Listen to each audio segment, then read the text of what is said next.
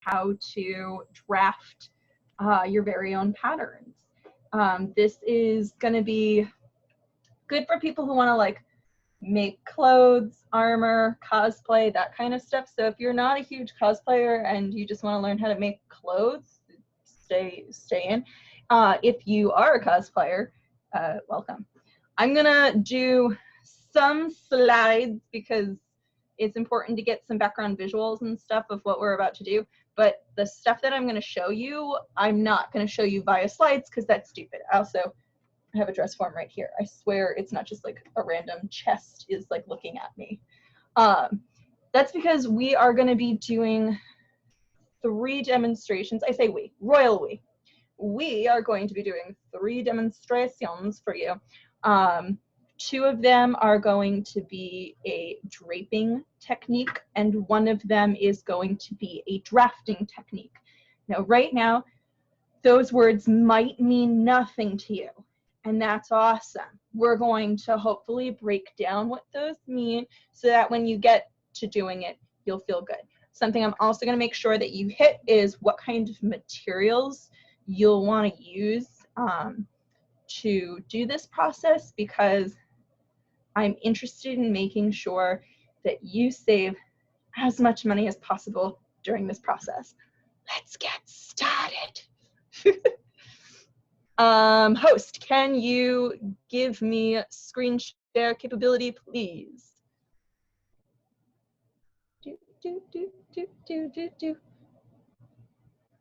There you go. Sorry about that. Danke.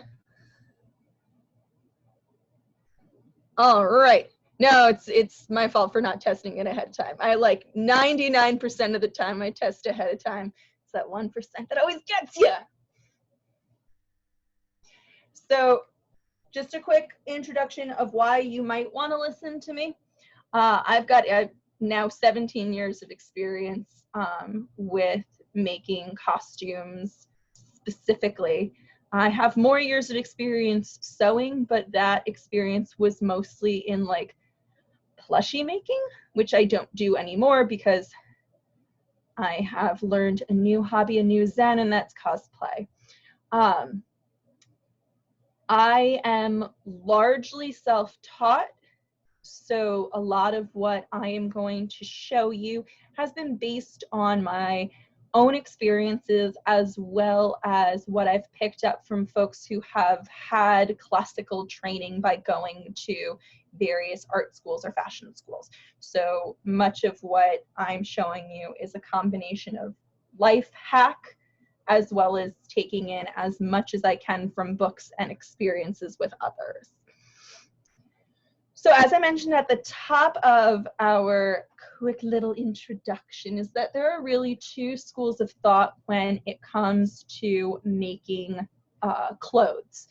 The first is called drafting and the second is called draping. And the difference between the 2 is really in the execution of how you go about making a flat piece of fabric, a 2-dimensional piece of fabric, and transform it into a 3-dimensional piece of fabric, or piece of garment wear. So when you are drafting, you're using math and measurements to figure out how a flat piece of fabric will form around a 3D body. This is, in math, we refer to this as a ray, and you might remember, like, when you were in the 5th grade, you might have gotten one of those pictures that had some boxes all stuck together and you had to cut it out. And then when you folded it together, the boxes formed a cube. It's like that, but instead of forming a cube, you're forming your body or a part of your body. On the flip side of that, there's draping. Now, draping, much like it sounds and much like our image shows, is when you literally stick fabric onto a 3-dimensional form so that you can see how the fabric hangs. There's an advantage and disadvantage to both methods. A lot of people swear by draping, particularly when they want to make flowy garments, because that gives you the advantage of seeing how that specific fabric that you are working with will flow on the finished product. A lot of people swear by drafting because you will know mathematically that all your lines straight, all your measurements are the same. And that's very helpful when you want things to, like, if you make a gown and you want that gown to hit the floor and that's it, you might want to use some drafting techniques. So the technique that you use is honestly going to be up to you with regards to what you feel comfortable with and what the project calls for. I'll use a combination of the two for projects, with one exception. When I'm making historical garments, I tend to err on the side of drafting. And that's because when it comes to historical garment making, a lot of the historical patterns were based on trying to economize fabric because fabric had to be hand woven. And so once you weaved a rectangle or square of fabric, you didn't want to waste any of that. And so a lot of the time, historical pattern makers would use very boxy or triangular measurements because it was something that you could easily make straight lines and not waste any fabric. So, like, there are very few curves when it comes to historical patterns. And this is true both for Eastern as well as Western cultures.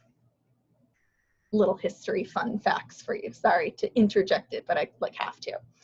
So I'm going to do a demonstration of draping. And technically I'm going to do 2 demonstrations of draping.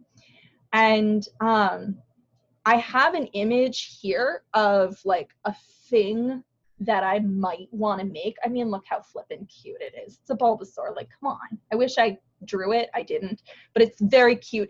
But more importantly, this design of like this cute little, almost like a jerkin, is adorable, but it's also fitted. And yeah, you can make it so that it's loose fitting, which tends to give you a more masculine look because it flattens everything if you just, you know, kind of make it like a t-shirt. But you can make it fitted, and I'm here to show you how to make it fitted. So we're going to go to the dress form for 2 reasons. The first reason is if you have a dress form, I can show you a way to use it. And then the second reason is because my dress form is going to stand in as a human, because right now we're socially distancing, hence me giving a virtual panel as opposed to a like in-person panel. So normally you would see like my slide, you would see that on like, you know, a screen, and then you'd see me. We're not, yeah, this is we're doing a demo virtually. So I can't have people over is the point that I'm trying to make. My dress form is going to be people. If you're interested, her name is Alice. They were all named Alice. All right, so I'm going to switch over to my camera so that you can see my demo. Thank you for hanging in there while I do so. Different camera. Now you can see Alice. And you can still see me as a tiny window too. So you get me in duplicate, whatever, it's fine. And if you notice off to the side, you'll also see I have some Nookling plushies. I figured if I draw attention, it's actually the Nooklings, there's a Raymond plush, and there's a Celeste plush all in that corner near the Nightmare Before Christmas blanket. I guess I needed to show you that I'm a dork who likes Animal Crossing. All right, so let's talk about the things that you're gonna need. Right now, I'm gonna assume that this is a dress form my own. So right now, I'm just gonna call it a dress form. Some of the things you're gonna need, you could use measuring tape if you need to measure something, but I'm gonna be draping, so I might not have to.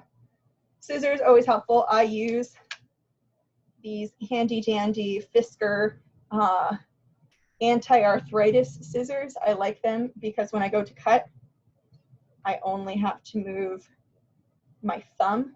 We'll be using that like secondary. Some form of writing device. I've used pen, but I like marker because it flows easier.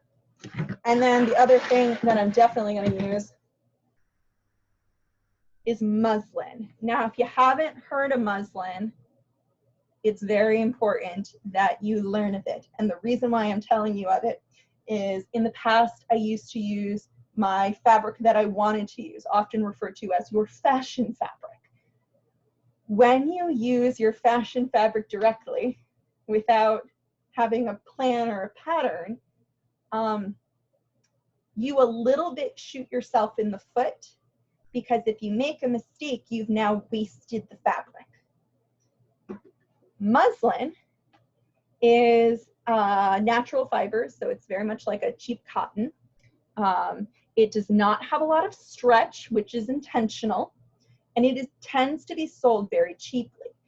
If you go to like a mom and pop store, you might be able to get like a bulk rate. Like I buy my my muslin for $50 for 50 yards. That's $1 a yard. But most like retail fabric stores like Joann's will sell it like $3 or $4 a yard.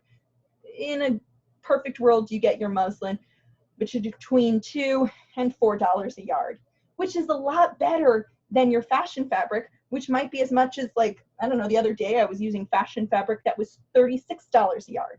I was not really cool with cutting into $36 a yard fabric without having a pattern piece ahead of time. Or heaven help, if you're working in garment leather, that stuff gets really expensive. So what I'm going to do is I'm going to just take some of my muslin. I need to find like the part, this side where I started cutting into it. And say I wanted to make the bodice like what I had shown you in that picture. Move. I have a lot of pins that I keep in my dress form, and there's a reason for it. The reason being that my job here will be to pin my muslin to my dress form. Now, I happen to know that my dress form's measurements match my measurements. I know that because I took a measuring tape. I measured myself. I measured myself and then measured my dress form and used the adjusting dials to adjust accordingly. I will talk about what to do if you can't find your own measurement in a dress form shortly. So my first job is I'm literally taking the fabric. You can see where I've like marked it up in the past, so I'm going to turn it so you don't see it. I'm going to take my fabric, I'm going to lay it flat onto my dress form. And my goal is to literally pin it so it lays flat. That is my life goal. So I like to pin it at the top. I like to pin it at the bottom. Come on, pin. These pins have seen better days, so they're not as sharp. Now, there are some places where I can't get it to lay flat, like it's gonna bubble. And that's okay, because I'm just gonna pin where that happens. Now, the reason why that happens is because your body is not flat. It curves. So if I adjust for, like if I pin so the fabric is still laying flush to the dress form. Oh my gosh, not sharp pin. Can you do your job, not sharp pin? I'll just use a different not sharp pin. I should have just put in the sharp pins, but I got lazy.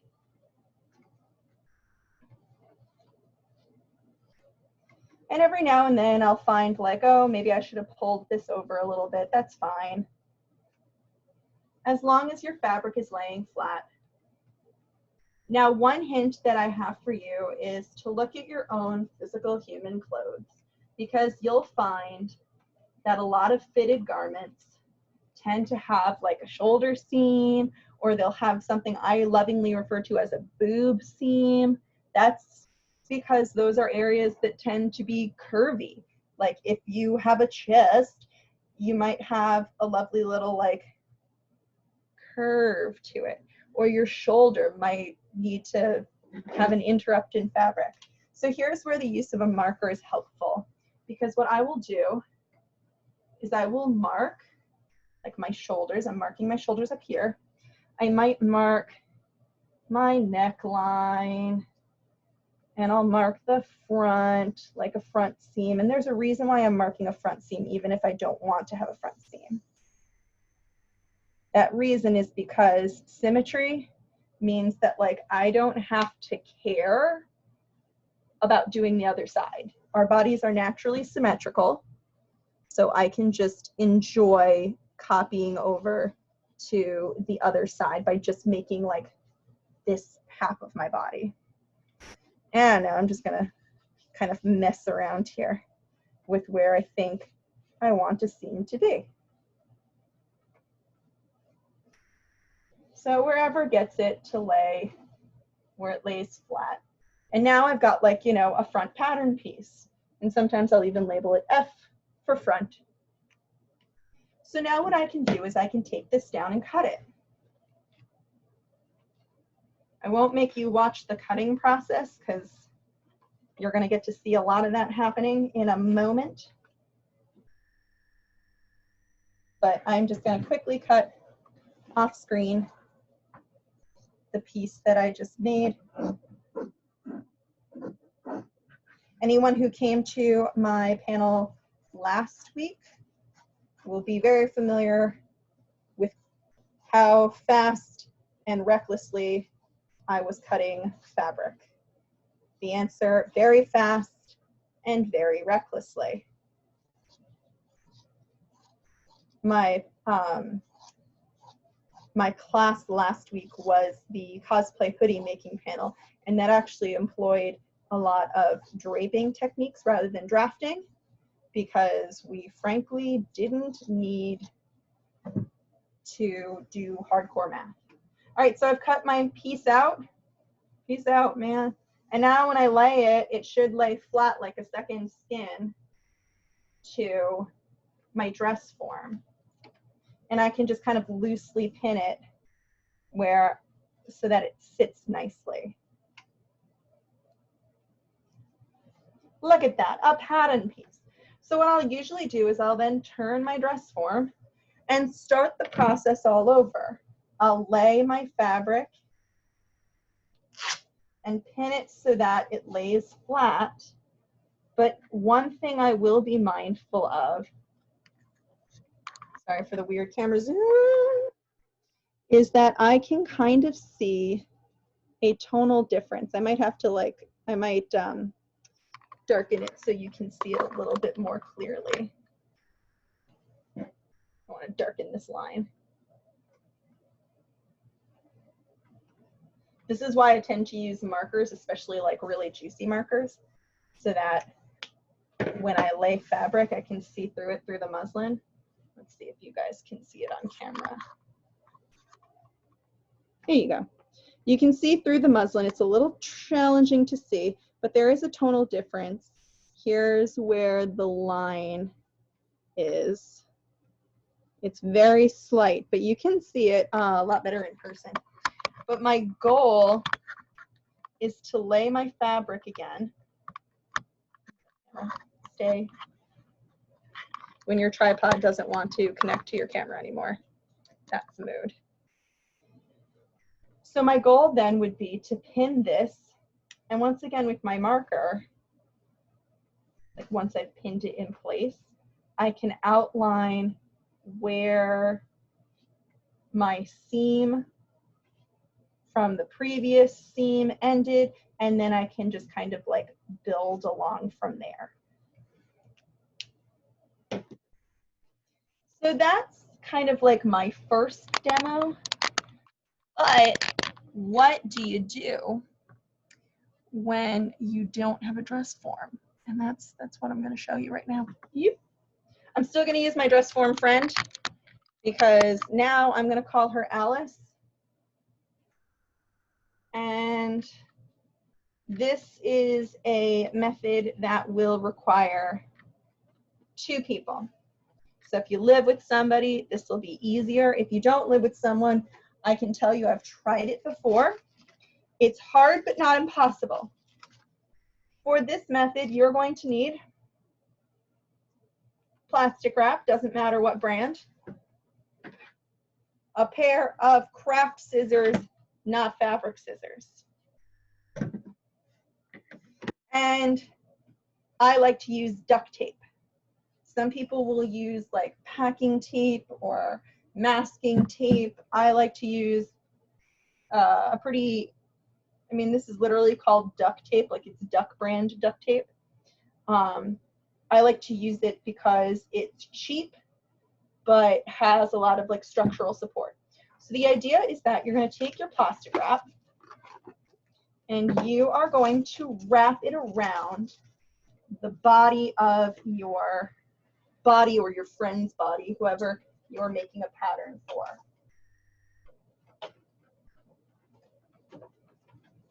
This is not just to keep your friends fresh, although it does help keep them fresh.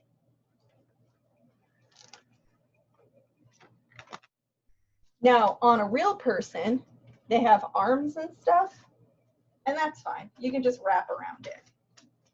Just like when we did our draping on our, using our muslin, I'm just kind of like wrapping all around, but I'm only going to be making a pattern for 1/2 of the body, assuming this is symmetrical outfit. If it's asymmetrical, you are going to have to mark up the whole darn body.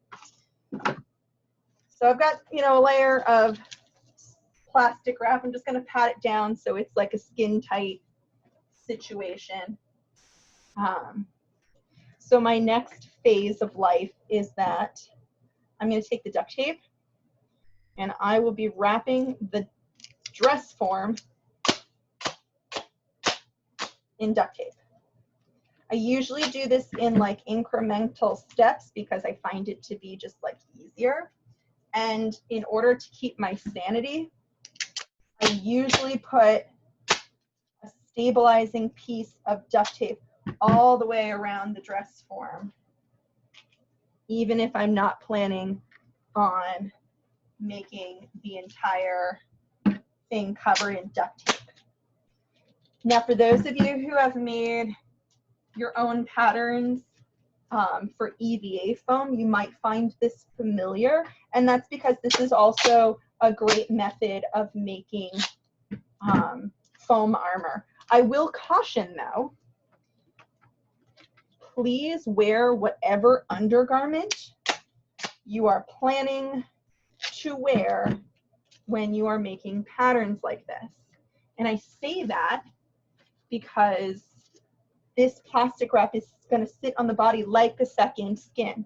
So if you want your costume to sit over, like if you're making armor and you want your armor to sit over fabric, well then wear the clothes that you're going to wear under the armor. Or if you are making a dress and you want to wear a certain undergarment, like a certain bra, wear that bra while you're doing this to ensure that this will be your very dimensions that you're planning on having. So I'm going to try to, as quickly as I can, I'm going to try to wrap, I'm just going to do 1/4 of this in duct tape.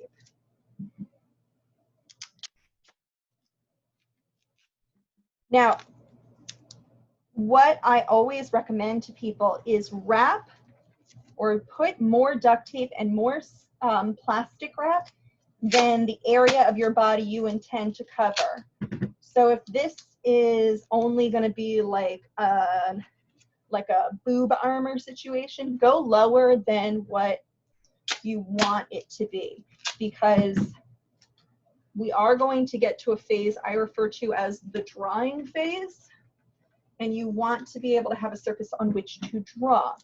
Now, when you're doing this with a partner, it is a little bit of a pain because you do, to some degree, have to relinquish a little bit of personal space like I said, you can do this for yourself. And actually, if you use multiple layers of duct tape, you can actually use this to create a duct tape dress form, which you would stuff with newsprint.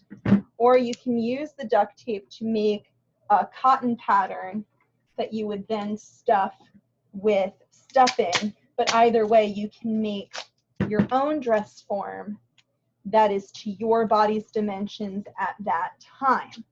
And this is what I recommend for people who can't find a dress form in their size. And that's not just like, I can't find a dress form in my size because I am too small or too big. It can also be I can't find a dress form in my size because my chest is smaller than my butt, so I have a size small chest but a size large butt. Or I have a shorter torso than the dress form itself. Or I have a longer torso than the dress form itself. Either way, if a dress form doesn't work for you, you can always make a duct tape version. And that will work for you because it's literally you, but in duct tape. All right, so I've taped up a quarter of my dress form. And once again, I'm going to take my marker, and I'm just going to mark up some dimensions for, like, I don't know, a cute top or something. So I want it to be a little bit lower cut, show off the goods. I want it to have a strap. This is where, like, if you drew your own design, like, it's going to be really easy to draw, because you can literally just map out, like, oh yeah, I want it to, like, come to a bit of a point, or, like, I want it to have, like, this cool, like, zigzaggy thing going on. I don't know. This is where you get to be the boss. It doesn't much matter. So, like, I don't know, maybe you need a zigzag thing, or, like, I just kind of trying to make it interesting. So here's where you get to just, like, redraw it however you want. And maybe the design has other elements of it, like, say you're building armor and you need to, like, work in other design elements. You can really easily. It's not even hard. So, like, cool, right? Easy. Now comes cutting it down. Now, I find that most people get very uncomfortable when you cut down from their neck down here, or up down here and up from the front. I find most people feel uncomfortable that way. If you're doing this on a partner,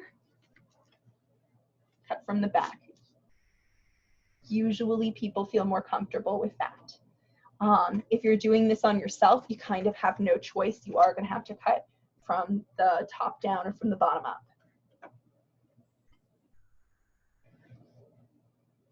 Sorry, just letting someone in. All right. So I am going to just cut, like I said, I only marked up that quarter. If I were doing this for realsies, I might mark up the whole half. But you just want to see if you can put in exactly one cut to cut you down. And the reason for that is that you want to minimize how many pieces this comes off as. Now, if you wait one moment, I am going to transport us to table cutting mode, and you're going to see why in a moment, but it does mean that I have to end the screen share temporarily while I reposition my camera angle. Now, I do this for you because I don't want anybody to get excessively dizzy as I move my camera around. I can see my camera right now on my screen, and I imagine, I don't know, if I get dizzy, that means other people would be getting dizzy. So this is for you. This is for you, other people. All right. Let's get that screen shared. Boom. All right. So that means over me, hello, you can see my camera. I have, let me get other tools out of the way. I have the piece that we just cut off, Alice. Don't need this, so I'm going to put it to the side. And now my life plan is going to be to just cut out the pattern that I drew. I'm not cutting anything else. I'm just cutting like the outside pieces that I drew, the outside edge. Now the advantage of using the plastic wrap is that the duct tape will stick only to the plastic wrap and it won't have stuck to you or anything else, like your clothes or your undergarments. And it means that when I go to remove it, I can now use this as a pattern piece because the back of the duct tape is no longer sticky, it's stuck.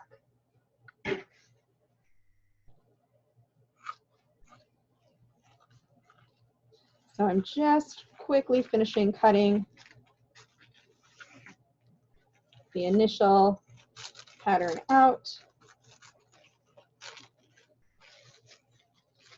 This is why we use the craft scissors though, instead of using our fabric scissors. Because if we used our fabric scissors on like plastic wrap and duct tape, it will dull our scissors.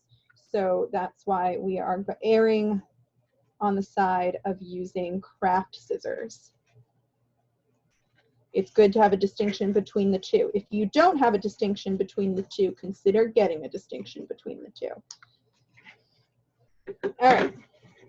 So right now I've got a pattern piece, but you're going to notice it has a boob. Our pattern has a boob. Now, if I go to outline this onto fabric, it's not going to work. There's this sticky uppy part. Now, different people do this part in different ways. One of the easiest things that you can do is you can find where that like boob mountain lives, and you can draw a line from like a point on the end to the topmost point of that boob mountain or whatever your curve is. So I'm just going to do that real quick. I'm going to draw a line to the top of boob mountain. Hopefully everyone can see the line from the edge to the top of boob mountain. And I am going to just put that single cut. Now that single cut is going to relieve a lot of the pressure that I had. So now when I lay it down, it lays flat. This is what is considered a dart. A dart is usually a triangular shape made in fabric so that when you sew that triangle closed, it creates a three-dimensional shape. It creates our boob mountain from before. Now, some people swear by darts because it is the most minimal requirement to get the shape that you're looking for as far as a three-dimensional shape. For me, I find that on cloth, this tends to make a very pointed boob, and I'm not into the Madonna from like the early 90s look. I don't know if you are. So what I often do is I extend that line up nice and artful like, because my goal is to create a seam. And then I have a question for you, Mink, from Amanda. Yeah. If Alice was a real person, how do you handle removing the duct tape form with arms? Does it slide off easy like a normal top? Yeah, it should. If you've wrapped them with the plastic wrap and included like some of their arm area, just so that the duct tape doesn't stick to their skin, it should remove pretty easily.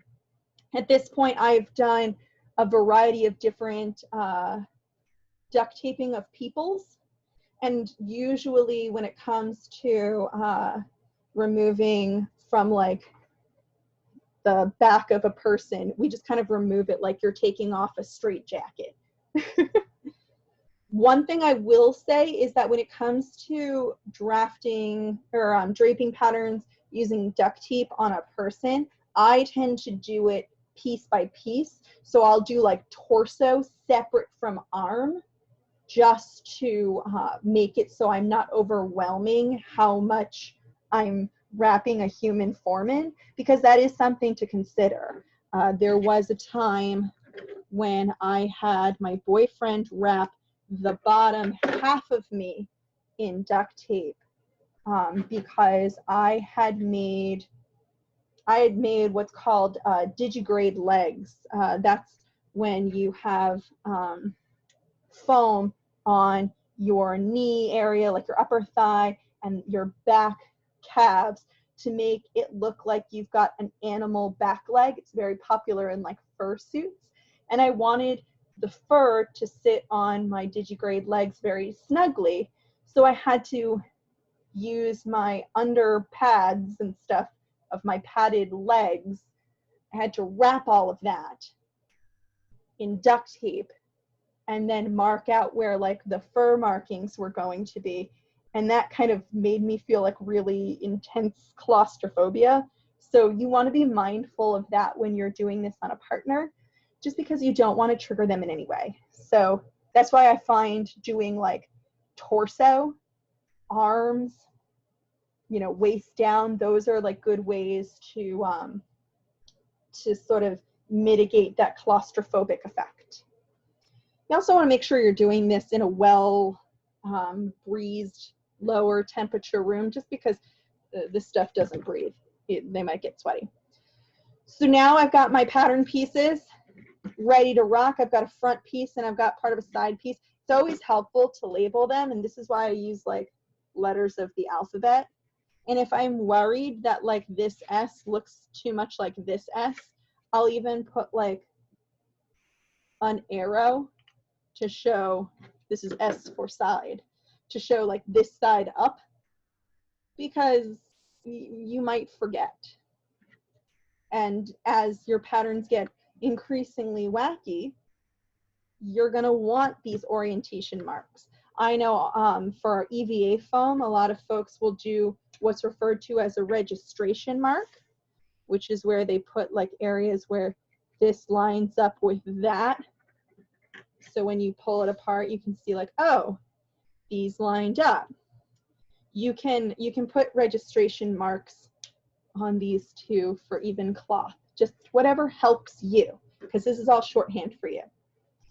So now that we've done two methods of draping, I'm going to show you the last thing, which is a drafting method. I'm going to show you just a basic shirt that I'm going to draft.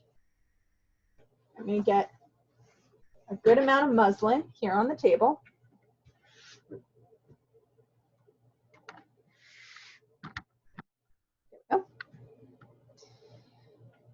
So to make a basic shirt, I am going to need my measuring tape, which got pulled over here. To make a basic shirt, I want to use some math. Now, if you have a t-shirt, you could literally just take your t-shirt, lay it on the muslin, and trace, and that would work just fine.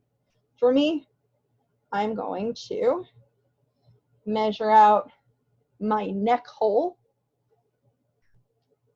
So my neck hole is about 16 inches. It's about 16 inches. And for this pattern piece, I'm going to make 1/4 of a shirt. So 16 divided by 4 is 4. Here's where, if you have the edge of a fabric, it's very helpful, because I tend to use the edge of the fabric as like a straight line. So I'm going to make a 4-inch curve. Doesn't really matter how the curve, I do a very subtle curve, but I look for like my 4 inches and I'll do like a 4-inch curve. You can see my 4-inch curve. Next, I need to measure like my shoulders, which I usually do from behind. I measure top shoulder to top shoulder. And my measurement was about 14.5. So 14.5 divided by 2, because I'm only doing one shoulder right now. Well, 14.5 divided by 2 is 7.25, so I'm just going to round it to 7.5, because whatever. And to do the shoulder seam, here's what I do. This is my little life hack. I start at the bottom of my neck, not the top, and I find where 7.5 is, which is about here. which means that about here is where the shoulder seam is going to end. You can see it marked on my camera. So I need to connect the dots from here to here. So I'll just use my my tape as a straight edge. But boom, I've made a shoulder seam. Now the next part requires 2 measurements. I need to measure my chest measurement at the widest part of my chest, and I need to measure something called the arm eye. That's the part where your sleeve meets your torso. It's called the arm eye. So on me, my chest is very personal. I like to exhale deeply before I do this. My chest is about 36 inches, and my arm eye is about 17 inches. I'm going to round that to 18 just because I want to divide easier. So 36 measures my whole chest all the way around, but I only am going to be working on 1/4 of it. So 36 divided by 4 is 9. So I'm going to measure out 9 inches and just kind of label that for myself.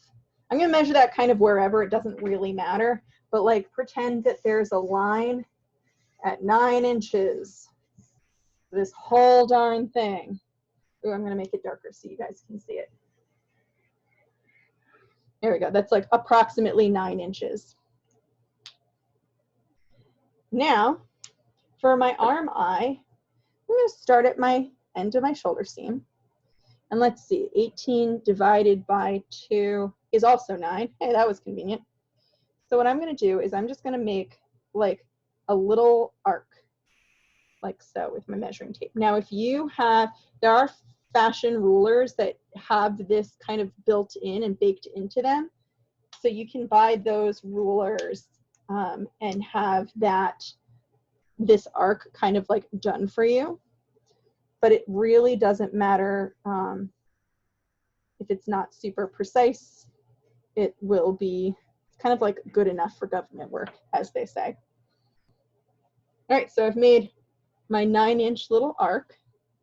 And we're doing pretty well. So now I want to see how low I want my shirt to be. I want my shirt to go, I want it to go to my belly button. So that's about 16 inches. I'll measure out, oops, camera's in the way. I'll measure out my 16 inches. And draw my lines accordingly. And now I have a basic shirt pattern. This is actually really good for the front of a shirt if you want it to, or for the back of a shirt, like at the nape of your neck. If you want it to be more like a t-shirt, I usually do like 3 or 4 inches down to make my collar. If you want to turn this into like a boat neck, you can make it a boat neck. You could make it like a crop top. Frankly, you could do a lot with the different like base, but when it comes to drafting, a lot of it comes down to starting with a base and then adjusting accordingly. Now, if you're working with a cotton or a linen, what you can do is you can use this pattern, and then instead of tracing your fabric, if your fabric were, say, I'm going to do some drawing for you guys. Say your fabric is a rectangle, and typically what people do, I'm going to zoom in for this. Not like that. Goodness. Sorry, that's what I was trying to avoid before when I was moving my camera and not making you see it. So right now you're just going to see some linen while I adjust my camera stand because I'm too far away from the computer now.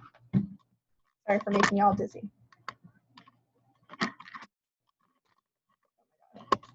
Sorry guys. Like I said, I tried to do this off camera so that I don't make any humans dizzy. There we go. Say our fabric is a rectangle and we put our pattern. Here's our pattern of our shirt. We put our pattern as close to the edge as possible so as not to be wasteful. Hey, that's great. But if you want to not sew and still have this hug your curves, say here's our rectangle, take your pattern and make it at a 90-degree angle to like your cotton or your linen. Say this is your shirt piece. Will you waste more fabric? Yes. But what you're doing is you're actually putting the fabric on, you're putting your pattern piece on the bias. And now I get to use my muslin to show why being on the bias is great. I will do that by taking some fabric and showing you the difference between on the bias and not. I will literally cut a rectangle of fabric for you. Here is a rectangle of fabric. Now, if I Amish zoom, you might be able to see that there is what's called a warp and a weft. And that has to do with how the fibers are woven. In cottons and linens in particular, you get some fibers that go across and some fibers that go up and down. That's your warp and your weft. When I pull up or down, they don't really do anything. But now if I, like, it doesn't go anywhere, it doesn't stretch. I'm just pulling it taut. But if I turn it 45 degrees and pull, you get a little bit of stretch. Now muslin, I told you, doesn't have a lot of stretch to it, but cotton and linen will have a lot more stretch. And I encourage you to try this at home with any cottons or linens that you have. If you turn it at that 45 degrees, you get just enough stretch that you might be able to get away with making close fitting, almost like t-shirt patterns without having to do anything with regard to like putting in boob seams or curved seams. And that can be very attractive for folks who don't want to have to deal with too much sewing, especially when it comes to sewing curves. So now I am going to bring us back to our presentation so I can give you guys some extra notes and then take any questions. So one thing I do want to highlight is that when you are, if you're making your own pattern, you don't technically need to start from square one in the methods that I showed you. It's totally fine to purchase a pattern that already exists and to just modify it. You can use parts of patterns you already have or parts of patterns that you've purchased or want to purchase and then be like, okay, but I want it like this, but a little bit different. You can trace your pattern pieces on muslin and then make any modifications like to skirt length or shape, and that can be very helpful to you as well. So at this point, I'm going to take any questions that people have about pattern making, really. I mean, technically it could be about literally anything. I'm open to your questions. If you don't feel comfortable unmuting yourself to ask, you can always ask in the chat, and then I'll just pop over to the chat to see what your questions are. Or if I can't see it in the chat, then a moderator will read it. I don't know.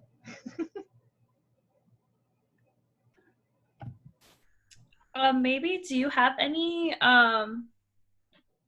recommendations for how to create your own patterns for bottoms, like skirts or anything like that? Very much so. And this is where I'm going to use the whiteboard. All right, so if you're making a skirt, one of the easiest skirts you can do is you can just do a gathered skirt. So with a gathered skirt, what you're looking at is, and sorry, I'm just doing this with my trackpad. You're looking at a rectangle of fabric. You want the length to be about as long as you want it to be, plus like a hem, because let's not go crazy here. You don't want a raw edge necessarily. And then the idea of what you do is you literally will just like stitch the top, sorry, again, trackpad. You'll just stitch across the top to gather it. And then you gather it to as long as your waist is. And then what you'll do is you'll sew up both ends with a little bit of space for, like, I don't know, a zipper or some buttons or something. And what that does is that creates a dress that kind of gives you this triangular shape, and it'll have like these lovely little gathers at the top. That's probably like the easiest skirt that you could have. Second easiest is a circle skirt, or a modification, a variation of the circle skirt. And this does require some math. So the idea is that you're going to create, again, sorry, I'm drawing this with a trackpad. Let me see if I can do it with my finger instead. Oh, I can, and that's way better. Sorry, I have a touch screen. So the idea is that you're going to be making a circle. Now, most fabrics, for if you're doing like a full-length circle skirt, you're going to need to either do as a half or even as quarter pieces. But the idea is that you want to figure out how long you want your fabric to be first. So you're going to figure out what your diameter is, or the diameter of the circle is going to be. But this also has to account for the fact that you take up space. So you need to figure out what the circumference of the inner circle is. And then you're going to take that circumference and you're going to divide, because that's how it works. So measuring around your waist. So say you have, like, I don't know, a 28-inch waist. So if your waist is 28 inches, again, touchscreen, sorry for the messy handwriting, then what you'll need to do is you'll have to use that pi r squared to figure out what the radius of this inner circle is, which I happen to know is like approximately 6 inches. So it's approximately 6 inches. And that will tell you that, let me see if I can get my highlighter. That will tell you that this part right here is 6 inches plus the length of your skirt. This is all very helpful to know, because what you're going to want to do is ultimately you're going to want to make a circle. Now you can make a circle doing lots of different things to like mark it. Sometimes what I'll do is I will have like a pencil with a string on it, and or like a piece of chalk with a string on it, and I will park the string in the center of my circle, and then I'll mark with the chalk that circle because I'm creating a large compass. So you can do that to make a circle skirt. It's a very basic circle skirt, but it comes out looking very, very nice. Another thing you can do, which is just kind of fun, is you can make a square skirt or a rectangle skirt, which starts with a square. And if you fold it into quarters and then put a cut so that it just very much resembles, I'm gonna erase these lines here. So it resembles that 1/4 of, you remember that, that circle we did? Anyway, you cut that, sew all the pieces together. The skirt winds up looking, so, let me get my, the skirt winds up looking like this, which is which like can be a really fun look. I especially love this when I'm like going to Renaissance fairs. I'll put like a square skirt on top of a circle skirt, and it looks really, really pretty. A final like really easy pattern piece that you can do is figure out your measurement across your waist. You can add like an inch or two just so that you can like put an elastic through. I like to add as much as 4 inches when I do this. Anyway, so let's say we're going with that 28-inch waist. Let's add 4 inches, which I am told is 32. We're going to take that and we're going to divide it by 8 because we're going to make 8 panels. So 32 divided by 8 equals 4, right? I told you, math. So what we're going to do is we're going to make these long trapezoids. They're going to be isosceles trapezoids. Yeah, step back. You didn't think I taught math, but I do. I know that this part of the trapezoid has to be 4 inches plus whatever seam allowance. I know this part has to be my height. And then this base can be as long as I want. If I want my skirt to be enormous, I can make it super long.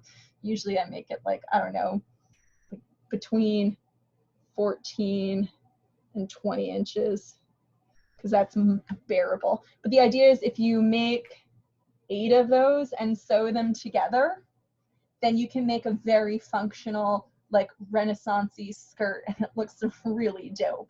It's not quite a circle skirt, but it's close without having to go through the circumference craziness. Hopefully that quick little diagramming was helpful to you and helped approach that question. Oh, no, it did. I didn't know about that trick. I was like, oh man, a protractor, circumference. I know. I hate to say it, but like when it comes to drafting, you basically need to have passed 6th grade math.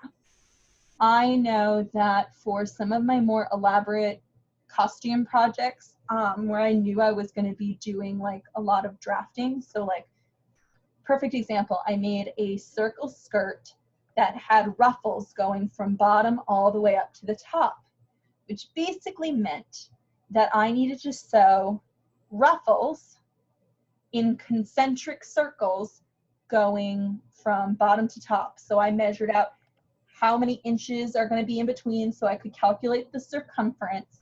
And I knew that each ruffle was like a 1-to-3 ratio of like the fabric is shortened. Like, so for every 3 inches of fabric, it becomes 1 inch of fabric, just because that's how my gathering worked. And I did all that because I needed to calculate how much fabric I needed, and I was using expensive fabric. So I didn't want to underbuy and get less than what I needed, but I also didn't want to excessively overbuy. I wanted to get exactly as much as I needed and not a whole lot more than that because it was really expensive fabric per yard.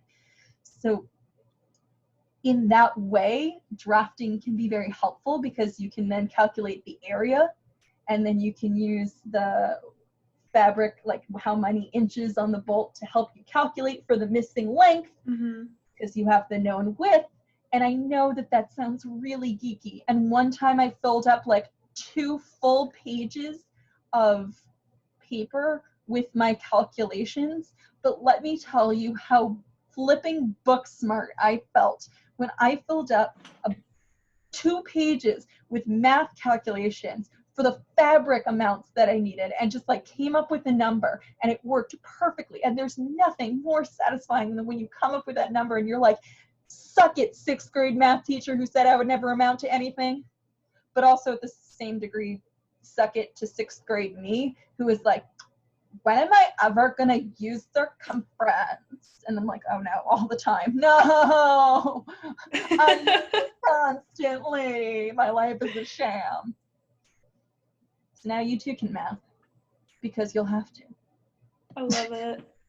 Hey, it's just way better than those 6th grade math problems where it's like, Abby has 25 apples, and then she gave 13 to Jeremy, who cut it into 5 pieces. I'm gonna tell you something truthful. I teach children. That's not the truthful part. I teach children. Some of them know that I make costumes. For the kids who know that I make costumes and also learn math from me, I will sometimes give them math problems about what I need to calculate for fabric amounts. So a couple of years ago, I showed one of my students a design I was making, and I was like, okay, here's the scoop. It was a multi-step multiplication addition problem. So rather than working on, you know, so-and-so has 2 apples and so on and so forth, I was like, hey, here's a design for a Vaporeon costume I'm working on. He's like, neat, Pokemon costume. I was like, yeah, I know, I'm really excited for it. Here's the situation. I told him I needed to have alternating diamond patterns. And together, my ultimate goal with him was I needed to calculate how many blue diamonds and how many yellow or like peach diamonds I needed to have in order to do the quilting that I needed for the sleeves of my cosplay. And that was the parameters. I showed him the picture. I gave him any measurements that he needed, but I was like, I don't know how many blue and how many peach I need to have, and I really would like to know that number ahead of time because I don't want to like be halfway finished with the sleeve and realize I ran out of blue diamonds. I need to know. And so I made him figure it out, and it was actually pretty rad. And he was like, oh, well, you need to have like 148 blues, and then it was great. So, you know, I can absolute genius. Absolute genius. Combining both worlds, cosplay teaching. He was helping me though, and I used it. Yeah, I know. When we were done, I was like, excellent. I hope you're right. And they did that on a Friday. So I came in on Monday. I was like, good news, buddy. You were right. And then I showed him a picture of what I was working on. He was like, yeah. That's absolutely amazing. That is a 1000% true story, right down to the fact that I almost said his name and I was like, haha, confidentiality. Nope. Oh man. It was a good day. Good day to be alive. You should see my math class when I teach tessellations and do it via drawing Magikarps. Yes, I've made a Magikarp tessellation, and if you need help remembering what tessellations are, I suggest you Google and see some really rad tessellations. Is that the one where you make stuff out of geometric shapes? It's been a while. That's the one where you make repeating forms out of geometric shapes. And yes. If you take tessellation to its greatest degree, this is also how fabric patterns for like those cool repeating patterns that you see on quilts, how like you can have the fabric be as big or as small as you want, but the pattern will still repeat after a certain size. You can use tessellations to help you determine that. Just a fun aside if you're ever designing your own fabric. Oh man, that's such a throwback. I used to love doing that so much. I'm sorry, I didn't intend for this last part of the panel to be hello math time, but here we are, hello math time. So, if no one has any other questions, I like the comment, why are we teaching with apples and not fabric? Because you're not in my math class. I use a flipping parachute to teach time. And I'm talking the parachutes that you use in gym class. Like, my math class is dope. I wish I had you as a math teacher. Oh my gosh. Oh, you learn like everything. It'd be so good. Anyway, I do want to thank you guys for seeing my panel, for coming and checking it out. You can follow me on all of the above presented social media. If you have other questions about patterns or about cosplay or literally anything, because you know we're all starved for human contact, feel free to email me or to message me on any of these platforms, and reach out. Don't be a stranger. I am a person for you.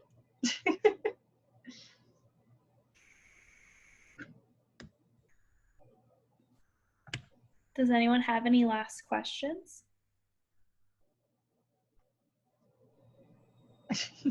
I'll just do this like dorky face stuff. All I'm saying is I wish you were my math teacher. Etsy shop. My shirt is from hellbunny.com and my necklace is from ModCloth. To answer those questions, none of those places endorsed me.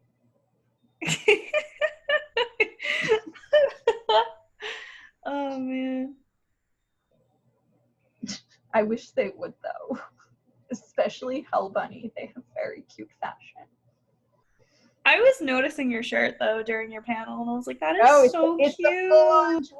Oh, it's a dress. That's so cute. Oh, I almost wore my pinafore that literally is a Ouija board pinafore. Let's have a moment for it because it is dope. Oh, that's so cool. Yeah, I'm a big fan of Hell Bunny. You know, one day they will. Maybe they'll see the stream and be like, "Hey." That would be fantabulous. I'll just like truncate this part of the video and just send it like, oh yeah, go ahead. Did some free advertising for you all.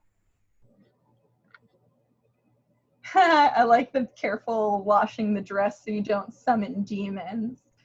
Oh, but what if I am the demon? I might already have summoned me. I like this developing lore. All right, guys, I want to thank you so much for coming to the panel. As I may have said at the beginning of the panel and only to the moderators, this panel, while scheduled to be a 90-minute panel, really only needed to be an hour-long panel with a little bit of extra time in case there were questions. As I said before, if you realize, oh my gosh, I did have a question and I forgot to ask Mink when she was just hanging out. Oh, what will I do? Feel free to just email me or message me on my social media. That's a great way of getting a hold of me, and I will answer questions for you. I'm not one of those like weirdos who's like, I'm not spoiling any of my proprietary information. I'm like, oh, please take all my proprietary information. Learn from my fails. Maybe someone will get it right, because it wasn't me the first time I did it. So I encourage you to reach out. On that note, I do believe at 2 p.m. there will be another panel right here. So do enjoy your intermission until then. Yep. Enjoy your mini webcon sessions, everybody. Thank you, Mink.